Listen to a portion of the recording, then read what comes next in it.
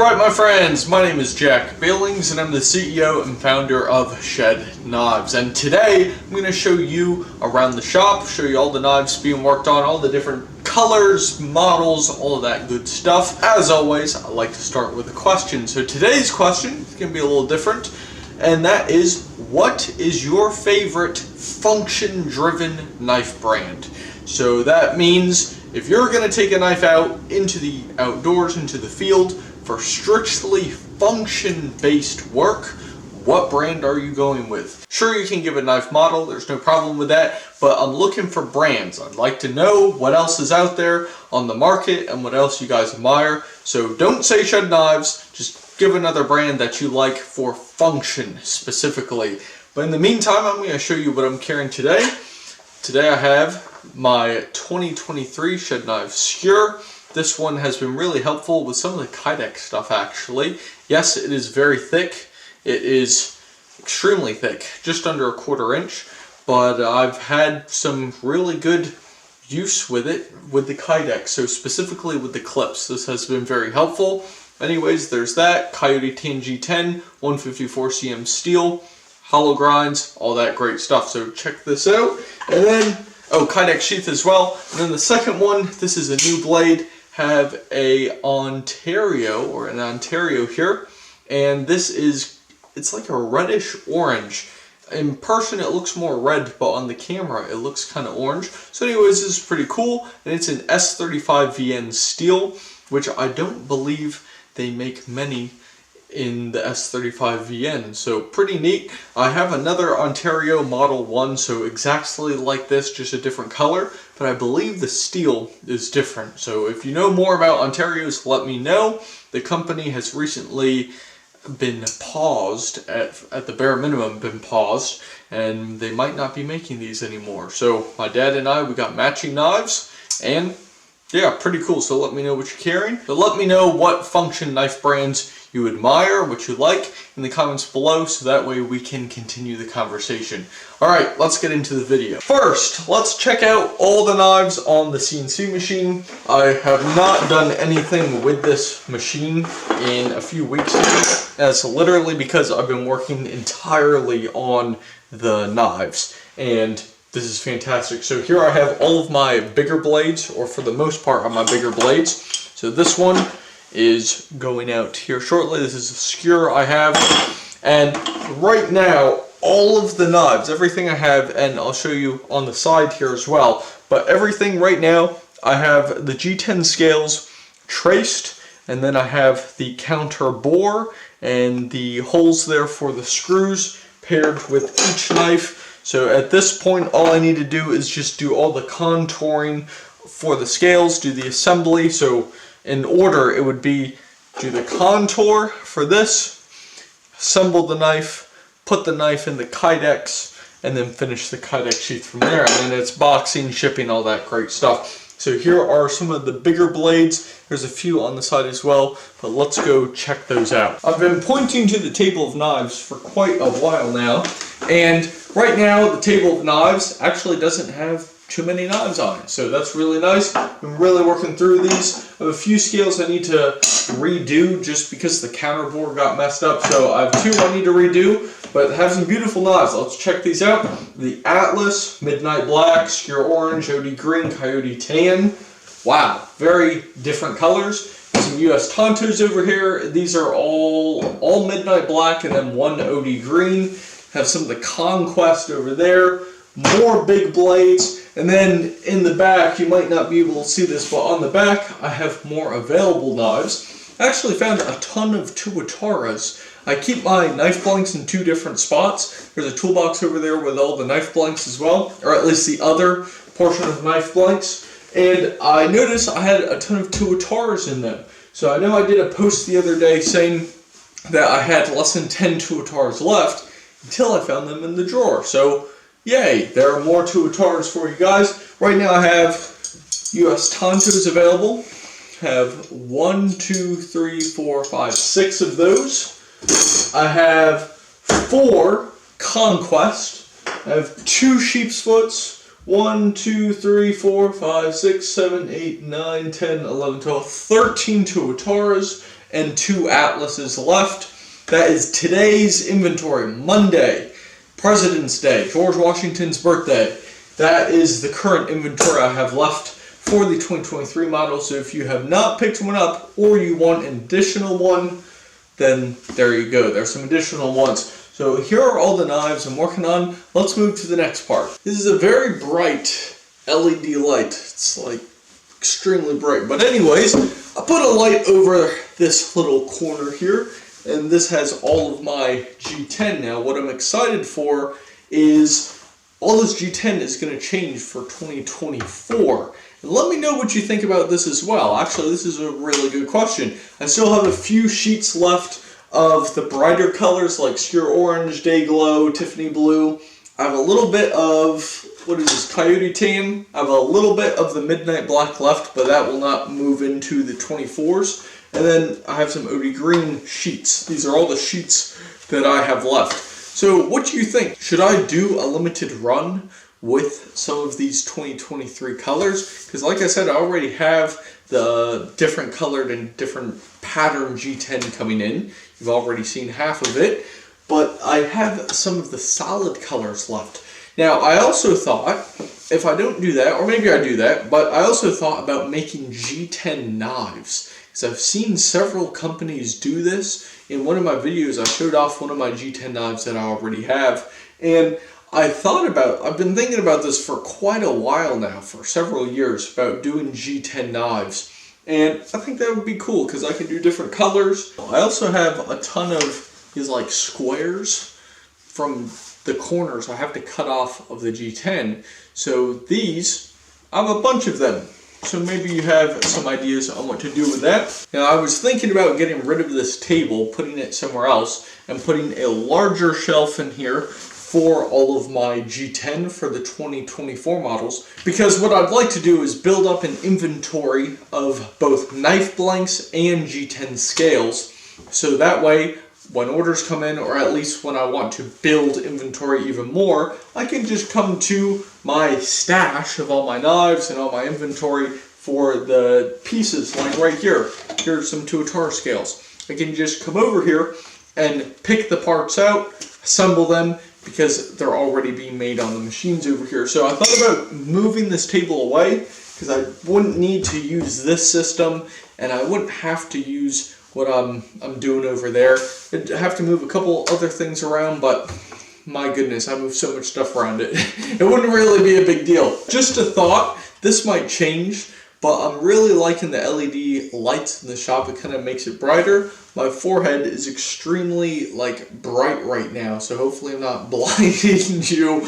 Yeah, I'm really liking the lights. I may add some more lights later on, but there's a little update for you. So let's move on to the next spot. This area over here will probably stay the same for 2024 models. And the reason why I say probably, and I'm not certain on that, is because I need to see how well the texturing will be on the CNC machine for my scales. Because right now, I use this machine for two things. Right now I have this 36 grit belt set up, and I use this for the texturing for my G10. Just the 36 grit is so gritty, you could say, that it puts the texture on just by doing a flat up and down motion with the scale. So that's why you get that really nice texture.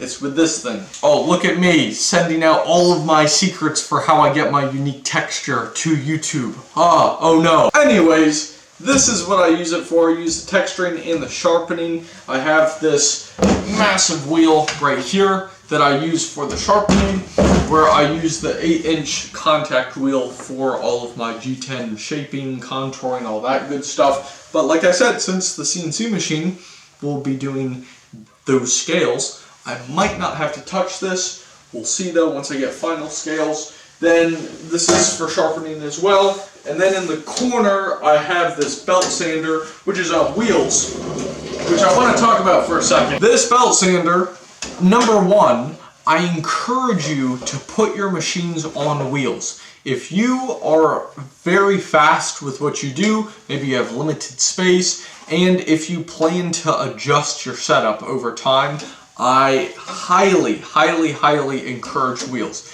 Everything, or at least most of the important things in here, are on wheels. This is on wheels. This is on wheels. This is on wheels. Wheels.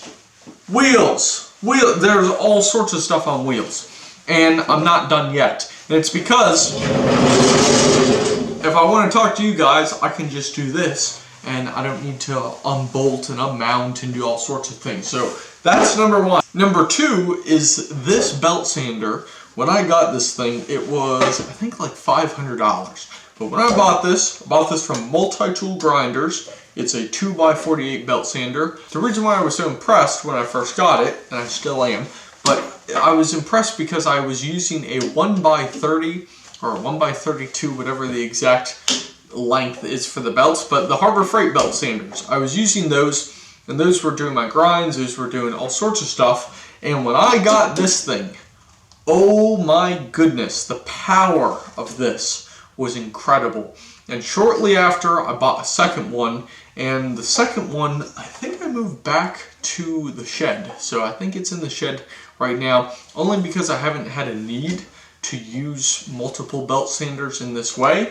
I might have to again, but also if I need to use more belt sanders, then I'm just going to buy a second one of these. And if you're curious, which I kind of am curious, this is a Bader B3, Stephen Bader and Co. There we go, just in case you guys are curious, because let me tell you something real quick. Now I'm kind of going off on a side tangent, but it's for a reason. When I was getting into knife making and just building stuff in general, nobody would say what they used. They would just kind of show something and be like, hey, here's my really cool belt sander that does my entire process. And then they just leave it at that. So the reason why I give names of stuff and give names for machines is because I know there are people out there who watch the videos. They might not be subscribed and watch daily and all that stuff, but there are people who watch my videos so they can help build their knife shops and so they can build their businesses or just turn their hobbies into something that will pay for itself. So I figure, let me try and help you guys by giving you some information on the actual machines and where you can get them. Sometimes I mention that. Yeah, sometimes that's helpful. So when I have the chance, I like to do it. Now, why I even brought this thing out is because this does all of my Kydex. This 36 grit belt sander does the Kydex, grinds it all down, puts it into shape, and then this little buffing wheel on the side, this gets everything nice and polished and blends the Kydex together. So this works really well. I really like this. And also, I have this on a wood table, so I can take it off if I want to, and I can move it other places. So everything in my shop it's like a Lego set. It can easily be put together, can be easily taken apart, and I can move it to different places. The hardest thing in here to move is probably the Tormach, and that's not going anywhere, at least for a few months. So I'll be good for a little bit. But anyways, I think that about sums it up. I do have one last thing I want to finish on, and that is Kydex. I had a comment on TikTok. Interesting. Man, TikTok for Shed Knives is going crazy. But anyways, the TikTok page, I had a guy comment asking if I had done anything with, I believe it's like a suction Kydex or vacuum Kydex. I think that's what it's called. And I had never heard of it. I had never used it. So just kind of replied, went back and forth for a little bit. And I ended up looking at another company, which I believe it's Selby Knives. Selby Knives makes lineman tools. They make different utility-focused tools. And I really admire what is going on at Selby Knives. So anyways, I watched a video of how he does his Kydex, and it's with a suction. It's like a vacuum sucking the Kydex to the mold, where my Kydex system is an actual press. Let me show it to you. Broken down, this is what my Kydex press looks like. You put the Kydex and the knife in here, and then you just squeeze it like this. So that's basically what mine looks like. Where a vacuum, you have a plate which has the vacuum capabilities. You lay your hot Kydex on it, and there's a vacuum hooked up to it, like a specific hose that just has a lot of suction, and it forms the kydex that way. So that's what Selby Knives uses. I'm not leaking any secrets because it's on his Instagram. You can go check it out. So I'm not like exposing the background of Selby Knives. No, that's not what's going on. But I thought it was really exciting and really cool how he does the kydex, and I want to adopt that process because it seems really neat. And I believe he uses a Tormach as well. I think he uses a Tormach 1100. Don't quote me on that one, could be wrong. I need to take a further look into the kydex steps because kydex is now moving into my next category of processes I need to lean. Leaning processes basically means this: if you have 20 processes to go from raw materials to complete, when you lean them, now you go to about 7. So that is a drastic time difference. And you need to find a way for quality to be the same, if not better. And what I've also found is when you lean processes, when you reduce your processes, the knives actually get more quality. The quality gets way better, just like the CNC machine. This thing, and the two of them really, with the CNC machine for the knife scales, that is leaning so many processes. I have to cut the G10. I have to trace the G10. I have to drill it twice. I have to put it on the bandsaw. I have to contour it. I have to adjust the contour, and then it's done. For the CNC machine, here's my process. I put the piece of G10 on, I mount it, I get onto my computer, type in whatever I need to type in for whatever scales I want to cut, hit cut, adjust the bits as needed, and I'm done. Now, sure, the number of steps may not have changed so much, but it's the time and speed of those steps that has been reduced, making a quality, or at least a higher quality product. So I figured I'd break that down. Maybe you enjoyed that, maybe you didn't. Anyways, I hope that helps. So that brings me to the end of the video. I don't believe I have anything else to show off or do any show and tells or anything like that. So I'm gonna cut it here before we turn this into a hour video. Anyways, my name is Jack. I make knives. If you want to support the Shed Knives movement and help grow the mission for 100% USA made, 100% USA materials for knives, then you can go to shedknives.com and check that out. Like I said, I still have quite a few knives left for the 2023 models, which is the last batch. I'm not doing any more after that. So what I have is what I have. So go to shedknives.com if you want to help support this even further. And in the meantime, my name is Jack. I make knives, and I'll see you in the next one. Thanks for watching.